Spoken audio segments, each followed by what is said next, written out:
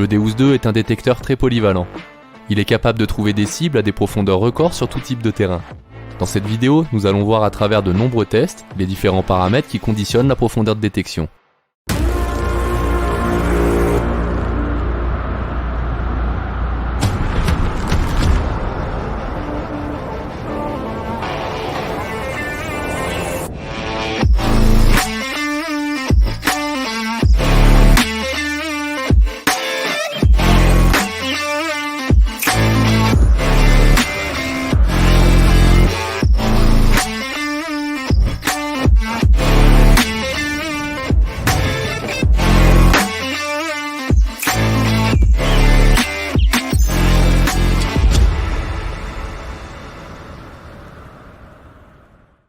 La profondeur de détection, c'est un sujet très intéressant. La première chose à savoir, c'est qu'il y a énormément de paramètres qui conditionnent celle-ci. Comme par exemple, le sol, est-il minéralisé ou non, pollué ou propre, humide ou sec, ou encore compact ou aéré. De plus, ces caractéristiques peuvent parfois varier si on se déplace juste de quelques mètres. Le type de cible a également une grosse influence sur la profondeur de détection. Les résultats différeront en fonction de la taille, du poids, de la conductivité, de la forme ou encore de la position dans le sol de celle-ci. Le programme et les réglages apportés ont bien évidemment leur importance, tout comme le disque utilisé. Et je passe plein d'autres paramètres qui peuvent influer sur la profondeur de détection. Cette vidéo va donc s'articuler sur plusieurs tests terrain pour essayer de comprendre ce qui conditionne la profondeur de détection. Mais aussi pour montrer que dans des conditions optimales, le Deus 2 peut trouver très profond. Vous l'aurez compris, il est impossible de faire des tests de puissance représentatifs de la réalité et universels. Chaque test est donc lié aux conditions dans lesquelles il a été fait. Dans mon cas, le sol est propre et non minéralisé. J'ai également pris soin de modifier le moins possible le terrain. Pour ce faire, j'ai effectué une coupe, puis j'ai percé des trous de petite taille à différentes profondeurs pour pouvoir insérer les cibles. Il faut garder en tête que lorsque l'on recherche des cibles profondes, il faudra être davantage concentré et parfois creuser des sons douteux. C'est indispensable pour trouver des cibles en limite de détection. Parlons maintenant des disques. Ils ne sont pas tous équivalents en profondeur de détection. Faisons un test pour illustrer ça. On commence avec le disque de 28 et le programme DeepHC d'origine. La cible est une monnaie de 30 mm en bronze. Elle a un indice d'environ 88. Essayons avec la cible à 40 cm. Essayons maintenant avec le disque de 22.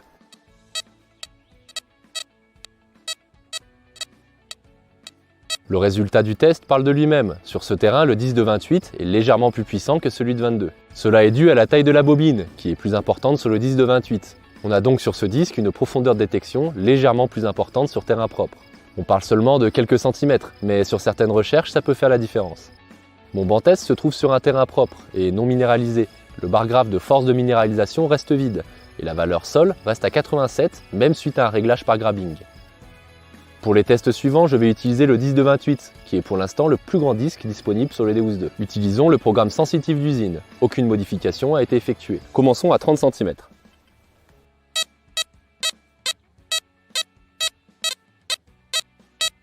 On arrive à la voir avec un indice de 85. Essayons maintenant à 35 cm.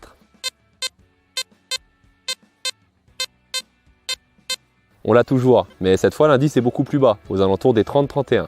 Passons maintenant à 40 cm.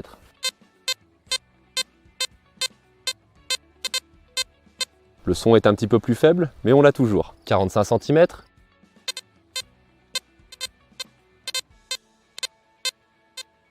On l'a toujours, mais vraiment en limite de détection. Le son est très faible, légèrement crachotant et irrégulier. Je pense que la plupart des utilisateurs ne creuseraient pas ce genre de son. Le son reste acceptable jusqu'à entre 40 et 45 cm de profondeur avec le programme sensitif d'usine. Ce qui prouve que même sans effectuer des réglages poussés, le Deus 2 peut trouver très profond. Continuons le test avec le programme DeepHC d'usine. Il utilise des fréquences basses et moyennes, jusqu'à 14 kHz. Il est donc parfait pour ce genre de cible profonde.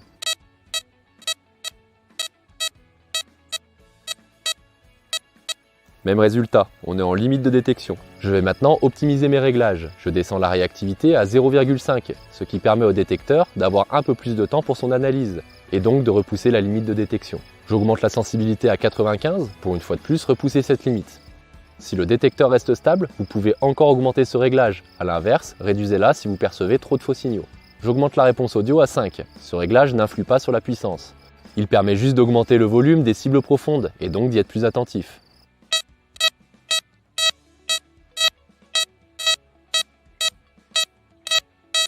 On a réussi à améliorer le signal. Passons maintenant à 50 cm.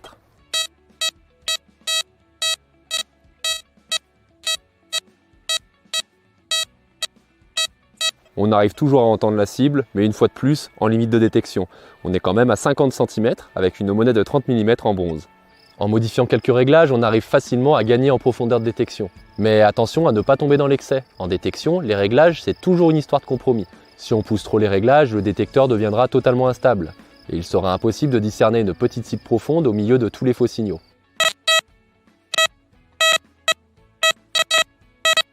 Il est clair qu'il serait impossible de détecter dans ces conditions. Tout ça pour vous montrer que selon votre terrain, vous pourrez plus ou moins pousser les réglages, et donc potentiellement trouver des cibles plus ou moins profondes. Nous allons maintenant tester une autre cible. Je vais utiliser une monnaie en or de 19 mm de diamètre. Elle a une plus petite conductivité, un indice aux alentours des 66. Je place celle-ci à 20 cm et je commence avec le programme sensitif d'origine.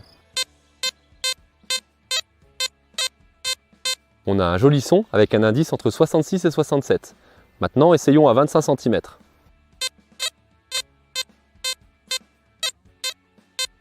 C'est un peu plus compliqué, mais on arrive toujours à avoir un son. Essayons maintenant à 30 cm. À 30 cm, on atteint la limite de détection. C'est un très bon résultat pour ce type de cible. Faisons le test avec le programme Goldfield. Il est très important de régler les effets de sol lorsqu'on utilise le programme Goldfield. Dans mon cas, le sol n'est pas du tout minéralisé. La valeur reste à 87 suite au grabbing.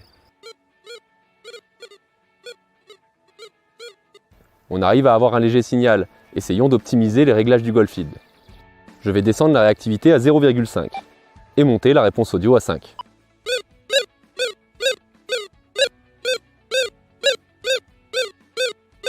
On a réussi à améliorer le signal, mais il faut savoir que le programme Goldfield est de base en tout métaux.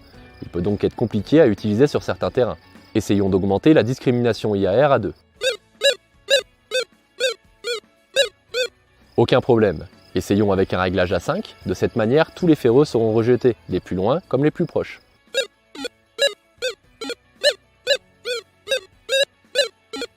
On arrive toujours à avoir la cible, mais on a de temps en temps une légère tonalité grave. La cible profonde commence donc à être identifiée comme un ferreux. Je vais redescendre la discrimination IAR à 2 et continuer le test à 35 cm.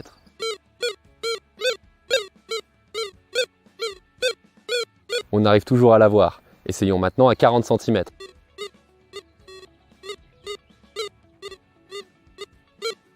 Cette fois, on atteint la limite de détection. Testons maintenant avec une minuscule cible en cuivre de 9 mm de diamètre pour seulement 0,25 g. Elle a une conductivité basse, un indice aux alentours des 44, c'est donc une cible très difficile. Commençons le test à 10 cm avec le programme sensitif d'origine. À 10 cm, j'arrive à avoir la cible avec un indice de 41. Essayons maintenant à 15 cm.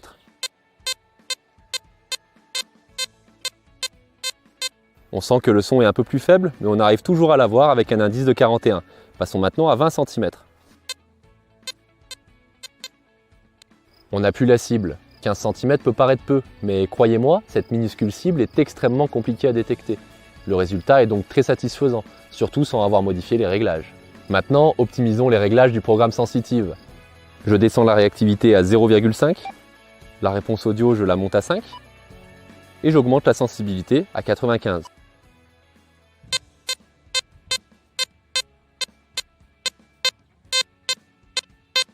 On arrive à avoir un léger son, mais 20 cm est bel et bien la limite de détection. C'est un super résultat pour ce type de cible. Essayons maintenant avec le programme monofréquence et des réglages optimisés.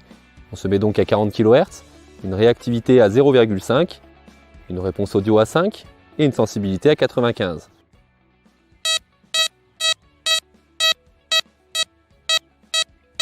On arrive à avoir un bon son. Essayons de passer à 25 cm.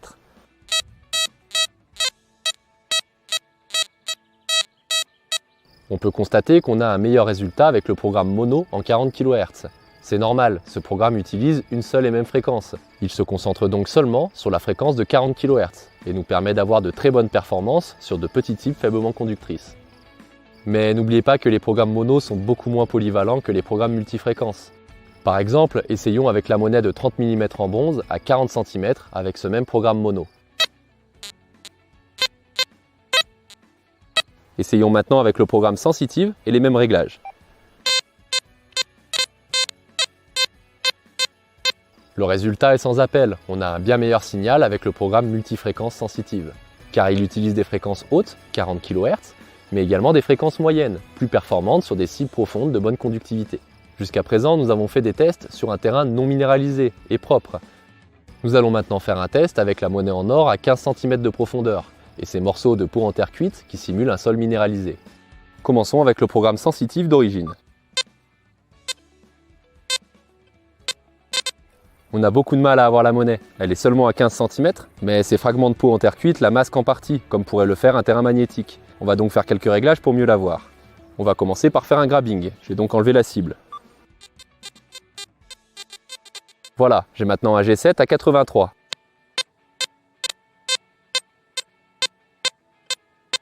C'est un peu mieux, mais c'est pas encore ça. Je vais maintenant utiliser le réglage de stabilité sol. De base, sur le programme sensitive, il est réglé sur 2. Passons-le maintenant à 1.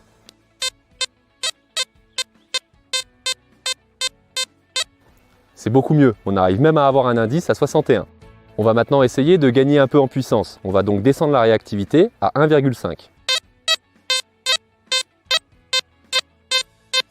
Avec le signal que j'avais au départ, je ne pense pas que j'aurais creusé cette cible. Maintenant, je la creuse sans aucun problème. Ce petit test montre bien que selon le type de terrain, la profondeur de détection peut être totalement différente. Par exemple, sur un sol minéralisé, avoir cette monnaie en or à 15 cm est déjà un exploit, alors que sur un sol propre et non minéralisé, on pourra facilement atteindre les 30 cm. Nous allons maintenant effectuer un nouveau test. J'ai enlevé la terre cuite, mais cette fois j'ai ajouté des clous pour simuler un terrain pollué. C'est un test extrême, car j'ai positionné pas moins de 8 clous tout autour de la cible. Essayons sans la cible avec le programme sensitif d'origine. Les clous sont bien discriminés. Je vais maintenant ajouter la cible, une monnaie en or à 15 cm de profondeur. On n'entend pas la cible. Essayons maintenant d'augmenter la réactivité à 5, le maximum.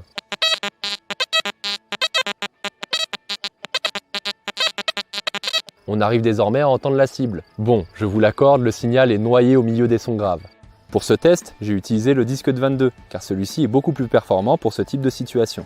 Essayons maintenant avec le disque de 28. J'augmente directement la réactivité à 5. C'est beaucoup plus compliqué d'avoir le signal, car le disque de 28 amplifie le masquage de la cible. Sur terrain pollué, il sera donc plus intéressant d'utiliser le disque de 22. Essayons maintenant de balayer plus précisément la cible. Lorsqu'on balaye plus précisément au-dessus de la cible, on arrive à avoir un bon signal. La réactivité haute nous permet d'entendre la cible au milieu des ferreux. Ensuite, il ne nous reste plus qu'à resserrer le balayage pour mieux identifier celle-ci. Ce test nous prouve que sur un terrain pollué, il faut utiliser une réactivité haute. Autrement, on a de grandes chances de masquer une bonne cible. Les deux tests précédents montrent très bien que selon le type de terrain, les réglages que l'on apporte pour optimiser un programme seront différents. Sur terrain propre et non minéralisé, on repoussera la profondeur de détection avec par exemple un réglage bas de réactivité et un réglage haut de sensibilité. A l'inverse, sur un terrain pollué, on cherchera à limiter le masquage avec un réglage haut de réactivité. Et enfin, sur terrain minéralisé, on effectuera bien évidemment un grabbing et on utilisera par exemple un réglage de sol stab à 1 pour s'affranchir un maximum du sol. Jusqu'à présent, nous avons fait des tests sur des cibles plutôt classiques. Mais regardons maintenant la profondeur de détection du Deus 2 sur une grosse masse. Nous allons utiliser cette boîte métallique. Bien évidemment, le banc test est totalement propre. Pour ce test, je vais utiliser le programme Relic d'origine. Il est parfaitement adapté à ce type de recherche. Sur ce programme, il est très important de régler précisément les effets de sol. Je vais donc effectuer un grabbing. J'ai un réglage à 85, c'est parfait, on peut maintenant commencer le test. La cible se trouve à environ 75 cm de profondeur.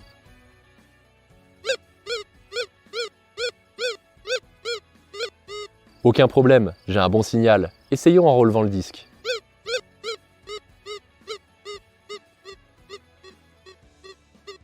On a facilement la cible, même avec le disque à environ 20 cm du sol.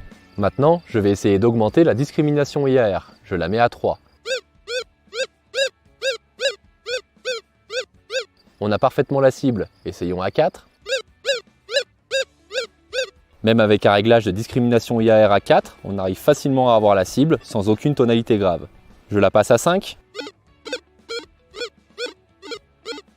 Malheureusement, on entend une tonalité grave. De par sa profondeur, la cible a une signature qui se rapproche de celle d'un ferreux. Elle est donc en partie rejetée par le réglage à 5 de la discrimination IAR. Il est préférable de réduire celle-ci à 3 ou 4. De cette manière, on rejettera une grosse partie des ferreux sans dégrader les bons signaux profonds. Essayons maintenant en programme monofréquence. Je suis à 4,4 kHz avec une sensibilité à 95, une réponse audio à 7 et une réactivité à 0. J'ai également effectué un grabbing pour régler les effets de sol.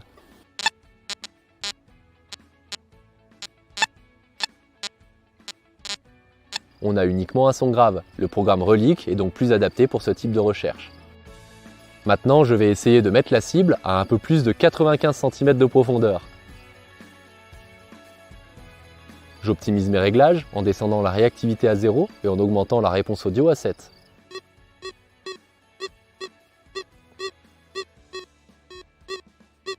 On est d'accord, on a atteint la limite de détection, mais on arrive quand même à avoir un léger signal alors que la cible est à un peu moins d'1 mètre de profondeur. Le Deus 2 peut donc facilement trouver des grosses masses à des profondeurs records. Nous allons maintenant changer de banc test. Le sol est toujours propre et non minéralisé. La seule différence est que suite aux derniers orages, il est totalement gorgé d'eau en profondeur. Commençons avec le programme DeepHC et des réglages optimisés pour la puissance. Je mets pour l'instant aucune cible dans le banc test. Le terrain est bien propre. Les petits signaux que l'on entend sont dus à l'humidité du sol. Dans ces conditions, il est impossible de chercher des cibles profondes, car le sol nous renvoie beaucoup trop de faux signaux.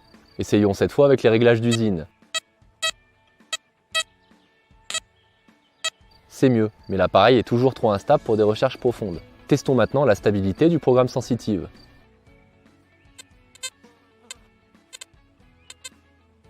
Il est beaucoup plus stable, et c'est grâce au notch du programme Sensitive. Il est réglé entre 23 et 24 pour supprimer les faux signaux dus à l'humidité du sol. Je vais maintenant optimiser les réglages du Sensitive sans tomber dans l'excès, dans quel cas l'appareil deviendra trop instable. Je mets la sensibilité à 93, la réactivité à 1 et la réponse audio à 5.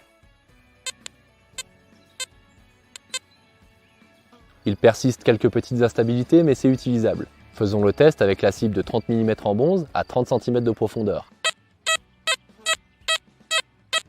On a la cible sans problème, avec un indice à 87. Passons à 35 cm.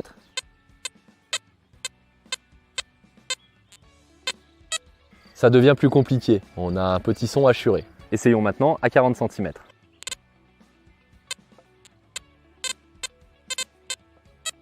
On a un léger son, mais vraiment en limite de détection. C'est clairement un son qu'on ne creuserait pas en réalité. Grâce au programme Sensitive et son notch, on arrive à avoir un programme assez stable. On a même réussi à optimiser les réglages pour avoir la cible à 35 cm de profondeur. La totalité des programmes que nous avons testés pour l'instant sont en addition de fréquences. Essayons maintenant un programme en soustraction des sols conducteurs. Regardons la stabilité du programme général d'origine sans aucune cible. Grâce au traitement de soustraction des sols conducteurs, le détecteur est totalement stable. Essayons de pousser les réglages. Mettons la réactivité à 0, la réponse audio à 7. Même avec ces réglages, le programme est totalement stable. Essayons avec la cible à 40 cm.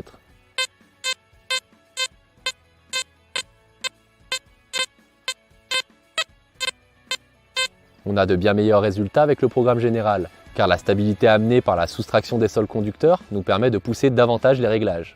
Maintenant, testons à 45 cm de profondeur.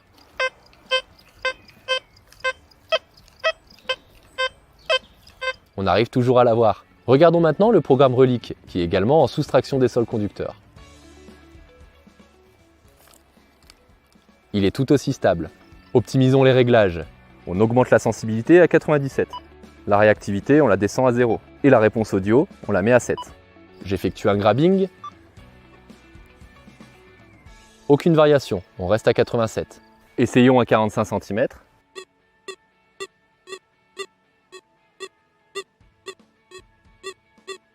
On a toujours un signal légèrement assuré.